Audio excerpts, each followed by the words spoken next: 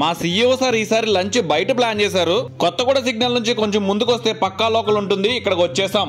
Office లో అయినా బయట అయినా మన వీడియోల గోల మాత్రం మన ఆఫీస్ వాళ్ళకి తప్పదు కదా అనుకుంటూ లోపలికి వెళ్ళిపోయాం. వెజ్ వాళ్ళకి ఒకటి, నాన్ వెజ్ వాళ్ళకి 2 ప్లాటర్స్ ఆర్డర్ ఇచ్చేసాం. అందులో అయితే ఒక 4-5 రకాలు వస్తాయి, అన్ని కవర్ అవుతాయి, అదే బెటర్ అనుకున్నాం. ముందు వెజ్ ట్రై చేసా, బాగుంది. నాన్ వెజ్ లో కొంచెం సాల్ట్ ఎక్కువైనట్టు అనిపించింది. తర్వాత 3 కర్రీలు చెప్పి అందులోకి బటర్ నాన్ చెప్పాము.